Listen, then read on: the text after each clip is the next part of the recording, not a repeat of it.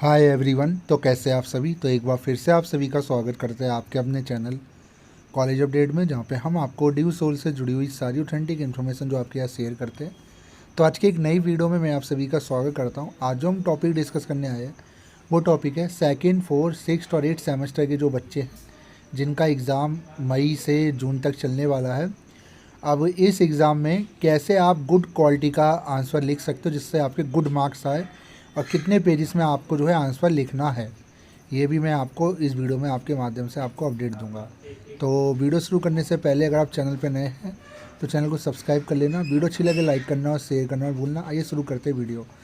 तो काफ़ी बच्चों के कमेंट आते हैं कि सर हम अच्छा लिख कर आते हैं, उसके बाद भी हमें बैक आ जाती है, हमारे नंबर कम आ जाते हैं। तो इसका कारण क्या है? तो देखिए मैं आपको बता देता हूँ कि 1-2% हो सकता है कि ह्यूमन एरर हो, कि एसओएल वाले या जो एग्ज़ामिनर है जो सीट चेक करा उनकी तरफ से एरर हो जिसकी वजह से आपको कम नंबर दिए जाए। बट वही चीज़ है कि स्टूडेंट के आंसर पे कहीं ना कहीं कमी होती है, जिसकी वजह से नंबर को है आपको कम दिया जाता है। ऐसा नहीं है कि सबको नंबर कम दिए जाते हैं। जो ट्रिक को जान गया है, जो समझ गया है कैसे लिखना है, वो अच्छा स्कोर इसमें कर रहा है। तो चलिए मान लेते हैं पहले कि क्या क्या गलतियाँ करते हैं, उसके बारे में बात करते हैं। तो देखिए कभी भी आप जब भी आंसर लिखो तो एक चीज़ का बहुत ध्यान रखना, मैं इस चीज़ को बार बार बोल रहा हूँ, ध्यान ये रखना जब भी आप आंसर लिखना स्टार्ट करते हो तो जो भी आप आंसर लिख रहे हो उसके लिए ब्लैक और ब्लू पेन दोनों का आप यूज़ करना, हाईलाइट करना आंसर को ज़्यादा ज़्यादा, और जो भी आंसर आप लिखने जा रहे हो उसको अच्छे से आपको जो है उसको एक्सप्लेन करना है। और एक चीज़ का ध्यान रखना, हर क्वेश्चन में जो है एक से ज़्यादा क्वेश्चन छिपे होते हैं और काफ़ी बच्चे उनको नहीं पहचान पाते कि आखिर एग्ज़ामिनर आपसे चाहता क्या है, आपसे क्वेश्चन चाहता क्या है, और आप जो उसको दे रहे हो वो इनकम्प्लीट होता है। इसकी वजह से आपको इनकम्प्लीट नंबर मिलते हैं। जैसे उदाहरण के तौर पे मैं आपको एक क्वेश्चन बता रहा हूँ, एक एग्जांपल है। मान लीजिए क्वेश्चन है जैसे कि पुरानी सभ्यता के बारे में बताइए, इसकी व्याख्या कीजिए, इसके आज के दौर में इसकी प्रासंगिकता के बारे में बताइए। तो ये 3 क्वेश्चन हो गए। पहले तो उसके बारे में बताना है, उसका विकास बताना है, और उसके बारे में आज का क्या है युग, ये आपको बताना। तो ये 3 क्वेश्चन हो गए। तो ऐसे क्वेश्चन को आपको समझना पड़ेगा।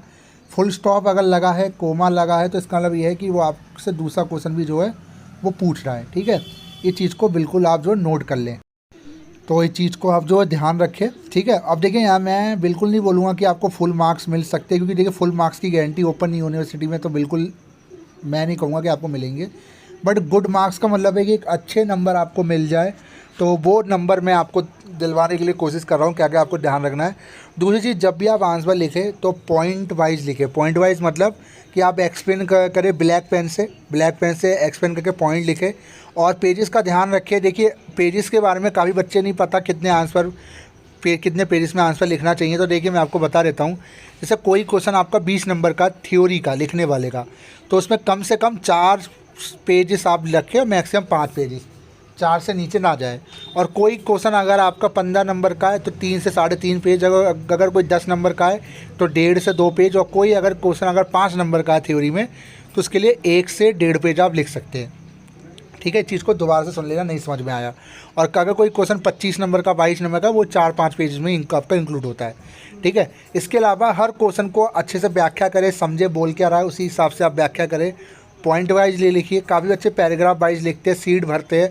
सीट भरने से नंबर नहीं मिलते। पास होना और अच्छे नंबर से पास होने में बहुत फ़र्क है। तो सीट भरने से कुछ नहीं होता। ठीक है, आप लिख क्या रहे हो वो ज़रूरी है। मान लीजिए आपसे पूछा गया है चांद के बारे में और आप बता रहे हो मंगल के बारे में, तो नंबर आपको कैसे मिल जाएंगे। ठीक है, तो क्वेश्चन ज़रूर समझिए कि आगे एग्जामिनर आपसे चाहता क्या है, ताकि आपको जो है उसको लेकर जो है आपको अच्छे नंबर मिल पाए। दूसरी चीज़, उन क्वेश्चन को पहले करें जो क्वेश्चन आपको आते हैं पॉइंट डाल के। और एक चीज़ का ध्यान रखना, पहला ही क्वेश्चन आपका ये बता देगा कि आपके बाकी के क्वेश्चन क्या है। जैसे कि कहते हैं ना कि फर्स्ट इंप्रेशन आपका लास्ट इंप्रेशन है। जी बिल्कुल, ये सही बात है।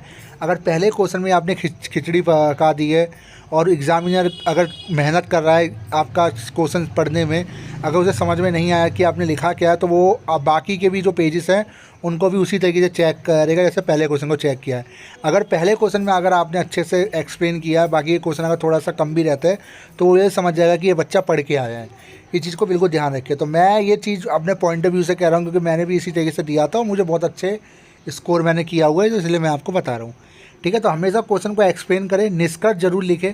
निष्कर्ष लिखना बहुत ज़रूरी है। लास्ट में अगर निष्कर्ष अगर लिखोगे तो उसका जो है आपको एक्स्ट्रा 2-3 नंबर फ्री फंड में आपको एग्ज़ामिनर देने पे मजबूर आपका हो जाता है, ठीक है। दूसरी चीज़, एक क्वेश्चन भी आपको छोड़ना नहीं है। एक क्वेश्चन का मतलब एक क्वेश्चन भी आपको छोड़ना नहीं है। कोई भी क्वेश्चन, मान लीजिए कोई पेपर आपसे कह रहा है 5 क्वेश्चन करिए, कोई कह रहा है सभी करिए, तो एक क्वेश्चन भी मत छोड़ना। अगर क्वेश्चन छोड़ते हो तो बैक आने के चांसेस जो है आपके बढ़ जाते हैं, ठीक है। इसके अलावा एक चीज़ का और ध्यान रखना है गुड क्वालिटी आंसर के लिए कि आपकी गलतियां बहुत कम होनी चाहिए। काटा पीटी कम से कम करें। अगर काटा पीटी कर रहे हो तो एक लाइन बना के उसके नीचे लिख रहे, ये नहीं है कि उसे घुसड़ घुसड़ करके काट रहे हो।